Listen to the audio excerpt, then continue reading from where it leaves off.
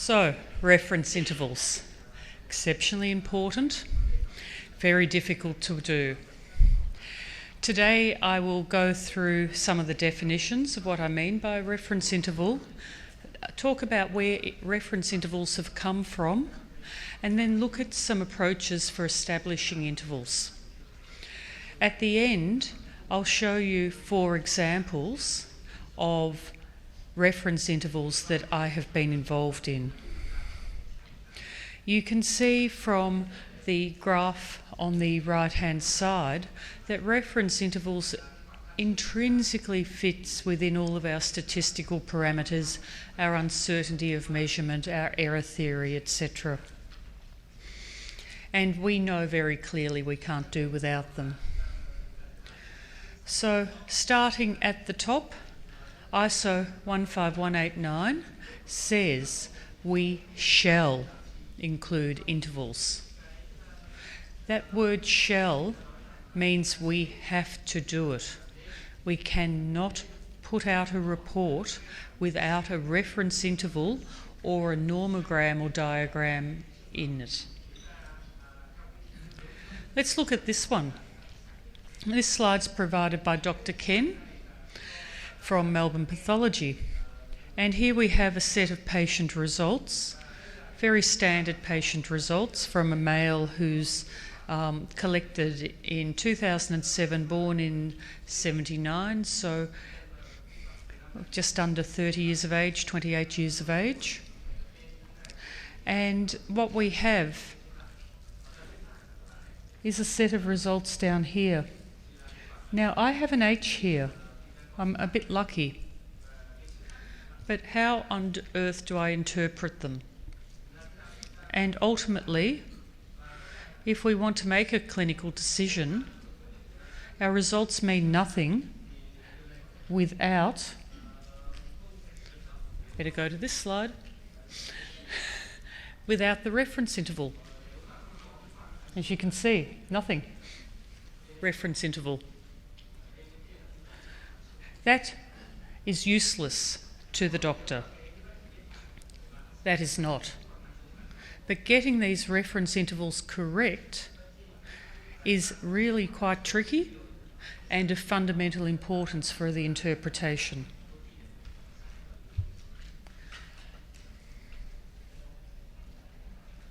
So, let's look at reference intervals and where it fits into biological variation data. We know that we all have biological variation within ourselves. And using this creatinine example from elderly people, we can see the biological variation within subjects by looking at all these subjects on the y-axis and the variation in results for creatinine. But the between subject variation is far broader than what the within subject is. So ultimately our reference intervals are relating heavily to our biological variation between subject. So they are very broad in many cases. So in addition to reference intervals and looking at what is normal, we actually need to look at the change within the patient.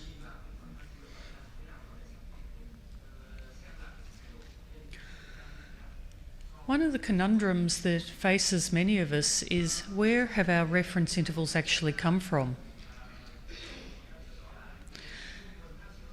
Many come from the kit insert from the manufacturer, and I'm sure if you look in your Roche kit inserts you'll find reference intervals.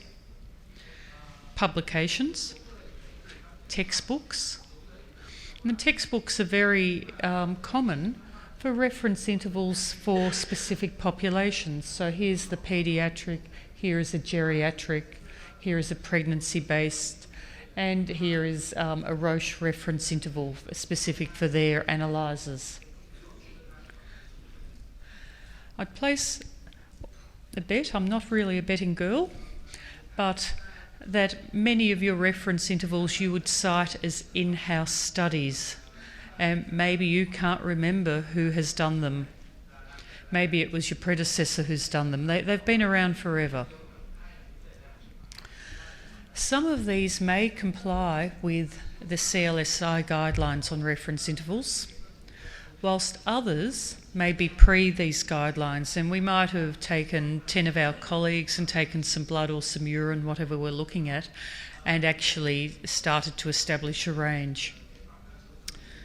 And then we have the studies we've got no idea.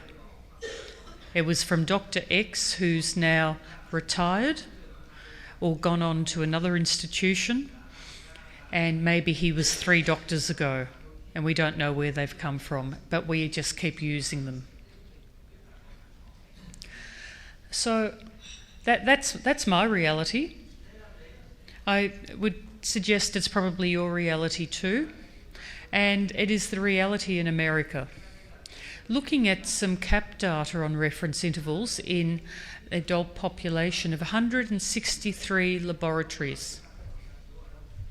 And what we actually have here is from adults, and we can see here that we have most of our, just focus on the potassium, most of the reference intervals come from internal studies, manufacturers' recommendations, i.e. the kit inserts, or the published literature. Okay, most of the top 2, and then a little from the published literature.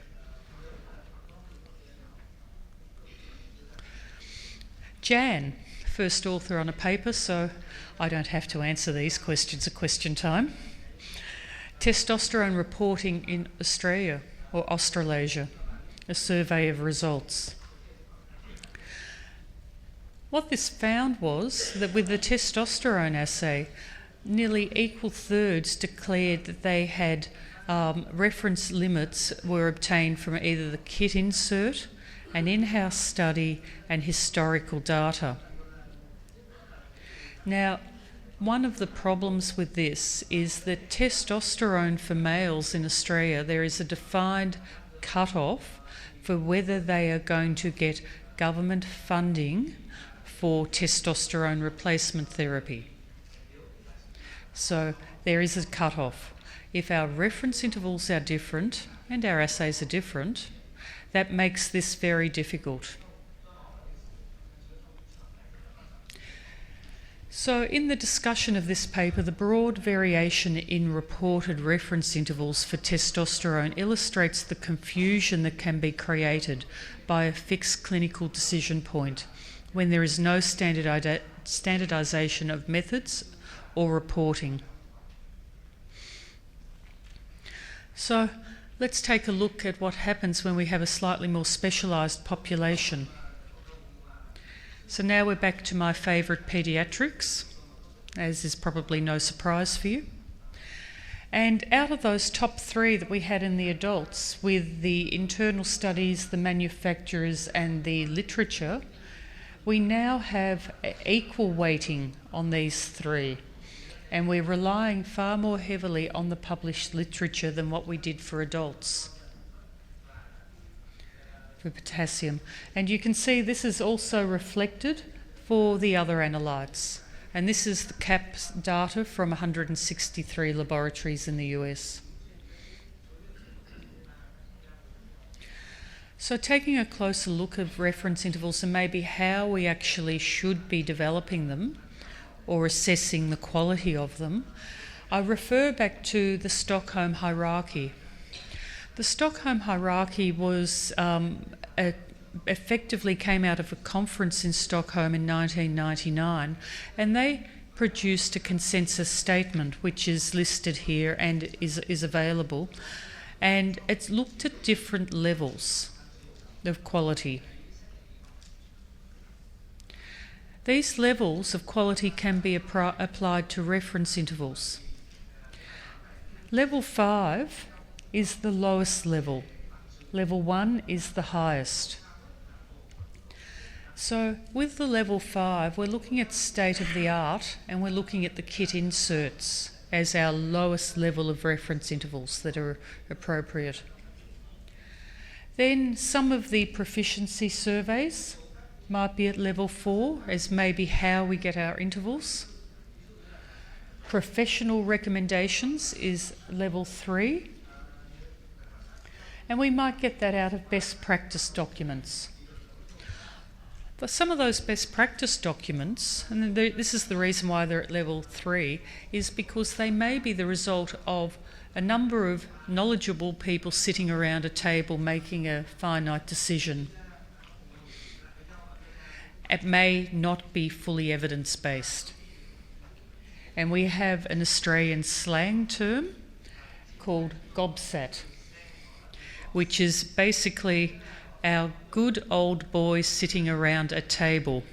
So it's a lot of senior people sitting around a table making a decision, effectively.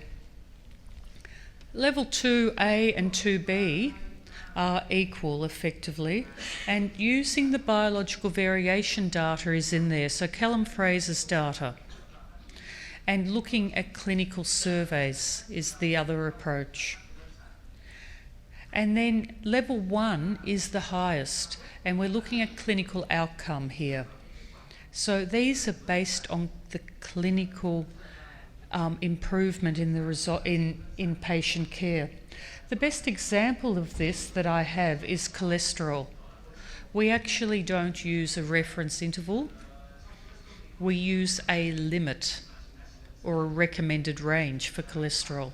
If we used a reference interval based on the population, probably half of the people in that would have a higher risk of cardiovascular disease, because we know high cholesterols are bad.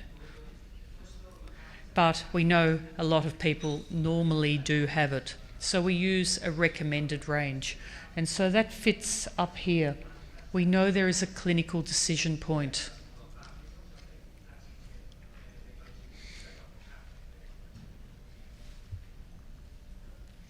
So let's look at how we might go about establishing reference intervals or verifying reference intervals.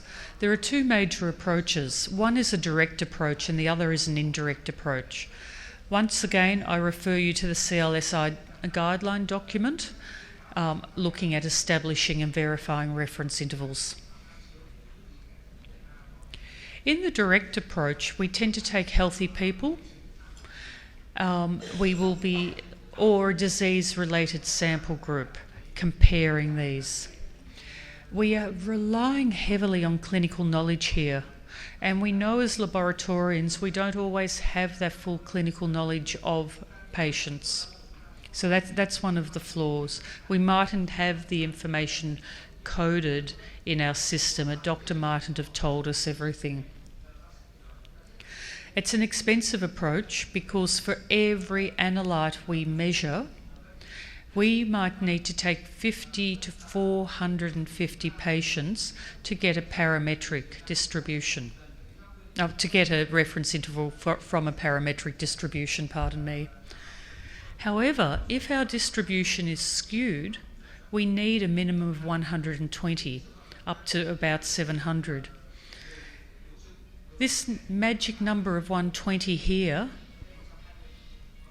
is why 120 is quoted most of the time, because we are presuming non-parametric when it's quoted. We need to take in a lot of factors when we're choosing participants for reference intervals. Age and gender are often taken into account. Pregnancy is only taken into account really in maternity hospitals. Contraception, ethnic group, physical activity, alcohol use, smoking, diet, do these need to be taken into account? Most of the time they're not.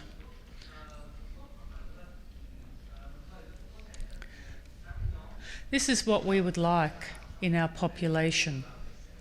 We would really like to see this normal distribution and our reference interval falling very neatly by just putting the numbers within this 2 standard deviation. And I'll just remind you the 2 standard deviation is at 95.4%. 95% is 1.96 standard deviations. In reality, many of our reference intervals are skewed in our raw data. So we might have something like this with this lovely big tail. So we can't use a mean, we need to use median as a start. We can't use the normal distribution. But what we can try and do, we can try and log transform this data and make it normal, which is what's happened here. We can use log n or log to the base 10. It doesn't really matter. It's aiming to get the best distribution here, so you try both approaches.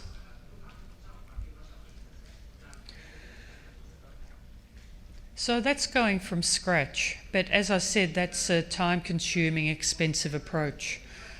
What the CLSI document does is it recommends approach for the transference of reference intervals. So you have your old method, and now you have your new method coming in. How do you know your reference interval that you currently have in your laboratory applies to your new method? So with the transference approach, because the determination of a reliable reference interval can be a major and costly task, it is very useful to be able to transfer your current reference interval across to your new method. To do this, you actually need comparability of analytical system and comparability of the test subject population. Comparability of the analytical system may mean that you might have two immunoassay analyzers transferring from the old one to the new one. An example of where cortisol wouldn't compare with the reference intervals, or might be quite difficult to compare, is going from your immunoassay to your mass spectrometry, because the measurands are actually quite different.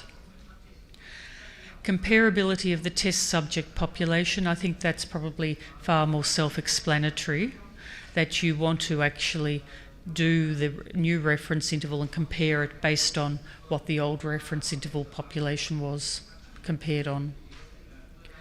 So to transfer reference intervals, we may have an assay. Our old assay is X, and our new assay is Y, and it has this relationship. So we have a low reference interval of 50 here. So what we can do, we can plug 50 into here and calculate our new low value of 78, which is our new low value for our new reference interval. For our high level, 150 could now become 235, just by plugging it into that equation, and you've generated that equation when you did your passing Bablock agreement test. And you plotted it out on the graph. But how do we know that new adapted reference interval is correct? We can do a subjective assessment, which is mostly what we do with reference intervals. And we can take a statistical assessment. And to do this, we can look at 20 samples. We could, if those 20 samples don't work, and I'll give you an example in a moment, then we need to go back and do our magic n equals 120. So, in the transference approach, what we are doing to validate our new reference interval is taking 20 patient samples, and probably 20 patients that you think are disease-free, and 18 of those 20 must fall within the new reference interval to be acceptable. If not, statistically it's not valid. The reason 18 out of 20 is very simply looking at your 2SD distribution and the maximum. So, here is my graph. I have a beautiful normal distribution here, and I have a total of 20 dots. 2 of them are red. They have fallen out of my new reference interval. 18 are here. So I'm happy I can accept.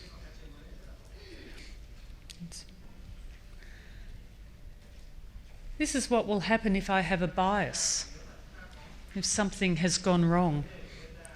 I'll now have 3 dots and I will have shifted to one side. So I still might look normal in my distribution, or Gaussian, but I've now got 3 outliers. So my new proposed reference interval is not valid. Let's go back again. Let's look at imprecision. Now I have a lower but normal distribution, and I have 3 on one side and 3 on the other. I've got 6 outliers because my new assay is less precise. Because ultimately the reference interval that we have is based on the biological variation I said, but also the imprecision of the assay. So if your new assay is less precise than your old assay, and you've done your calculation, you'll be out because of the imprecision effect. One last one. Back to here. This is what you can't see from this approach. I now have an assay that's more precise, a new assay that's more precise. And you see I've not got no dots outside anymore. And this transference approach cannot show me that I could have had a tighter reference interval. So that's its limitation.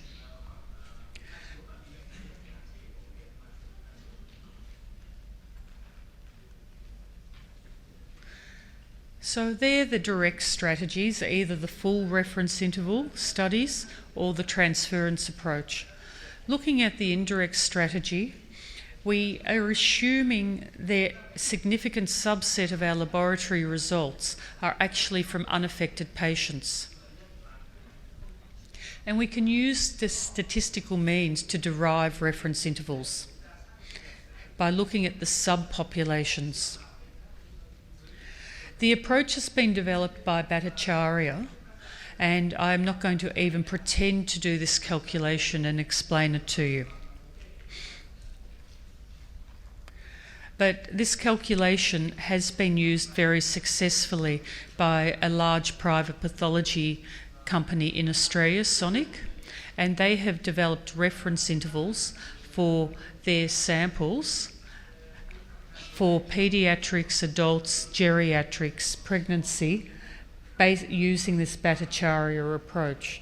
And effectively what they're doing, they have samples here and there is the diseased here, and because they have so many normal samples coming in, they can actually tease out from this approach the normal range, the reference interval. This approach now is being probably expanded, and these reference intervals are used in Melbourne, in Victoria, in New South Wales, in Queensland, in Western Australia, and in Adelaide, and in Tasmania, because Sonic have labs in all of these places. They're also being used as part of the base for common reference intervals for a number of analytes. So the case for common reference intervals. There are many instances, there are many tests that we actually do where we might have slightly different reference intervals from one lab to another. But in reality, we don't need to, because the assays are so similar and the patient groups are so similar. So in Australia, many people have been working towards good quality reference intervals, and where the analytes and where the methods are similar, to produce common reference intervals. This allows improved patient management, commutability of results between laboratories and interpretation. There needs to be analytical guidelines for this, and Rykos, who is the person, a part of his group, her group has put up the biological variation database, has put out precision and accuracy guidelines for common reference intervals. So the analytes must fall within these guidelines to be considered to be going down the track of common reference intervals. I talked to you about common reference intervals specifically last year. What I thought I would do this time was actually show you some examples of reference intervals that I have been involved in and that have been challenging. The first example is for sweat chloride. Now, whilst cystic fibrosis is not a common disease here, the concept of the reference interval and the approach that we did, I think, is of value. This started literally from a lift conversation and multiple lift conversations as we were leaving or coming into work. And we were talking about how, sometimes there was a patient that just seemed to be outside, but there was no clinical grounding for when they investigated further. And it looked as though we may have had not quite the right reference intervals for adults for this particular disease.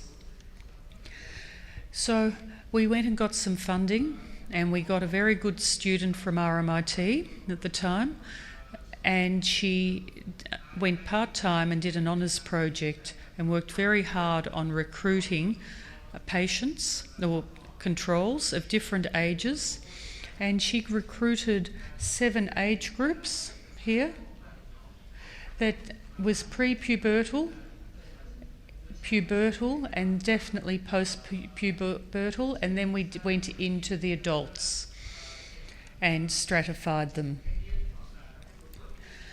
To do this, we also collected from an adult hospital some samples from diseased patients, and that was from the Alfred Hospital in Melbourne.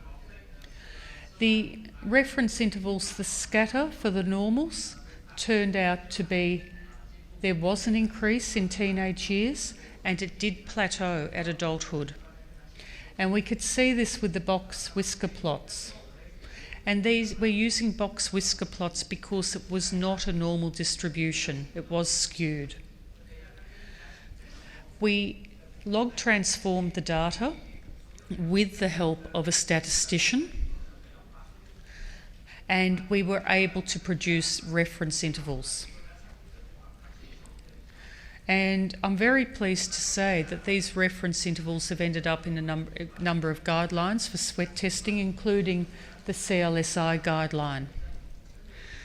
They have been referred to in the literature a number of times, but effectively we went through a robust design which gave us a good result at the end.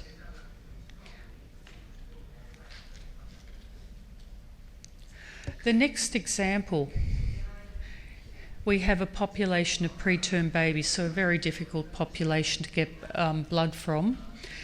And we had a number of analytes hormones that we were interested potentially in their levels in relation to their morbidity for these babies, and potentially whether, if any of these hormones could be used for improving this morbidity. So we looked at all of these analytes, and we had blood collected over the first 6 weeks of life, from cord blood all the way through. All the blood was collected in conjunction with other bloods, so there was no extra trauma to the patient, and we minimised the amount of blood collected to avoid iatrogenic anemia. The samples were batched and they were analysed on the Imulite 2000.